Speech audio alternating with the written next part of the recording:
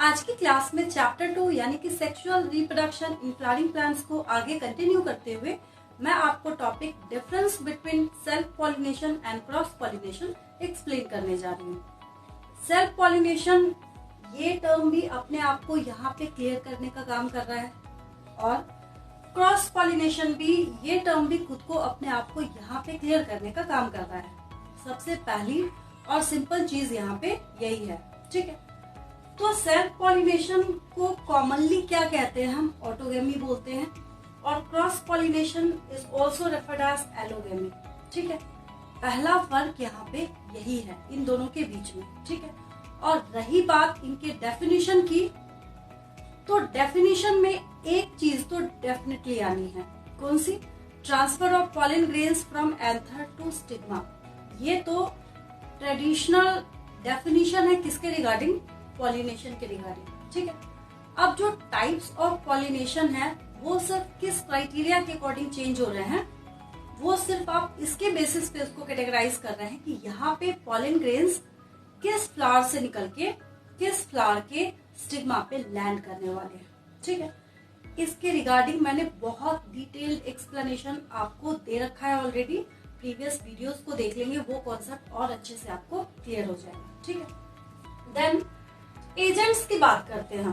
किसकी बात करते हैं? एजेंट्स की बात करते हैं। एजेंट्स बायोटिक भी हो सकते हैं, अबायोटिक भी हो सकते हैं। अब आप पूछेंगे एजेंट्स क्या है, ठीक है। तो एजेंट्स कुछ भी हो सकते हैं। बायोटिक की अगर हम बात करें तो वाटर भी हो सकता है, विंड भी हो सकते हैं, जो कि पॉलन ग्रेन्स को स्टिग्मा तक ले जाने का काम करेगा। तो यहाँ पे आपको अपना कॉमन सेंस अप्लाई करना है। क्या सेल्फ पॉलिनेशन अगर हो रहा है कहीं पे, तो क्या उसको किसी एजेंट की रिक्वायरमेंट होगी? क्या?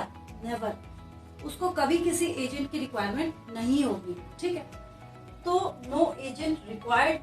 सेल्फ पॉलिनेशन के रिगार्डिंग आपने क्या सीखा है कि इसको किसी टाइप के किसी भी एजेंट की रिक्वायरमेंट नहीं है, ठीक है। देन हम बात करते हैं क्रॉस पॉलिनेशन की। यहाँ पे इसको एजेंट की रिक्वायरमेंट होगी। क्यों होगी? क्योंकि ये क्रॉस पॉलिनेशन है, यहाँ पे इनको डिस्टेंस कवर करना है, ठीक है। तो जिसकी वजह से इनको रिक्वायरमेंट होती है किसकी? एजेंट्स की, ठीक है।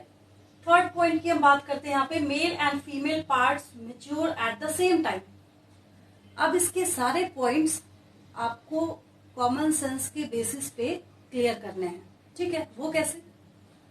अगर सेम टाइम पे ये मैच्योर होंगे ही नहीं, अगर कभी ऐसा हुआ कि पूरे बायोस्फीयर में आपको जितने भी फ्लावर्स पता है उसमें इस चीज की गारंटी दे दी जाए कि मैच्योरेशन सेम टाइम पे कभी होगा ही नहीं, तो उस दिन आप ये सेल्फ पॉलिनेशन पढ़ना बंद कर देंगे, ठीक है।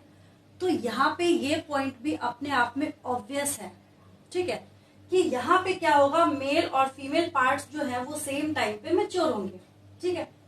अब यहाँ पे क्या है, मेल और फीमेल पार्ट्स जो है ये डिफरेंट टाइम पे भी मैच्योर हो, तो उसके लिए भी कोई बात नहीं है, ठीक है। अब यहाँ पे मैंने आपको कुछ डिवाइसेस समझा रखे हैं, जैसे हर्कोगेमी है, डाइकोगेमी है, ताकि वो प्लांट्स क्या कर सके, सेल्फ पॉलिनेशन को इनहिबिट कर सके। क्या कर सके? उसको इनहिबिट कर सके। तो जिसकी वजह से बहुत सारे प्लांट्स ऐसे होते हैं जो कि क्या करते हैं, कुछ डिवाइसेस को वहां पे अक्वायर करते हैं, ठीक है। तो जिसकी वजह से ये डिफरेंट टाइम पे क्या होते हैं, मैच्योर होते हैं, मेल एंड फीमेल पार्ट्स, ठीक है। अब यहाँ पे सेल्फ पॉलिनेशन के रिगार्डिंग आपको क्या देखना है कि ये फ्लावर अगर क्लोज है तब भी हो सकता है, फ्लावर अगर क्लोज है तब भी हो सकता है। इन फ्लावर्स के लिए मैंने आपको एक टर्म समझाया था। क्या था वो टर्म? Cleistogamous flowers.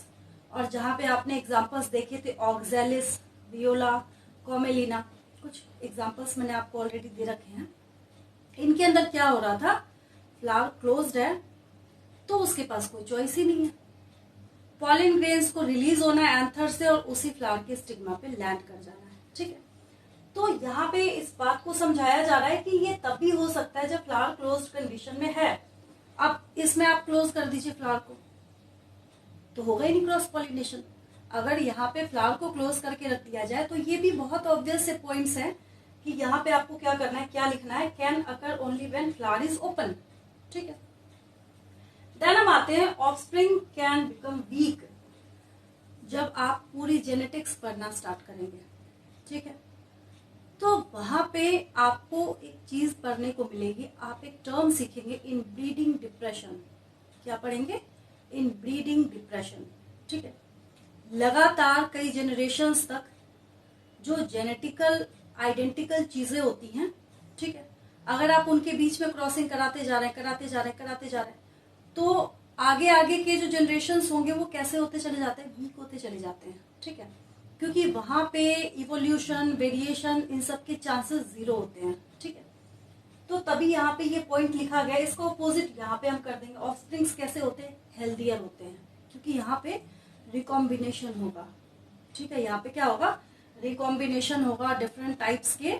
यहाँ पे प्लांट से क्या आ रहे हैं? पॉलिन ग्रेन्स आ रहे हैं, वो किसी और के स्टिग्मा पे लैंड कर रहा है, तो जिसकी वजह से ये कैसे हो जाएंगे? जेनेटिकली डिसिमिलर हो जाएंगे। ठीक है, तो अब इसी से हमने नेक्स्ट पॉइंट को आइसोलेट किया है। क्या है वो?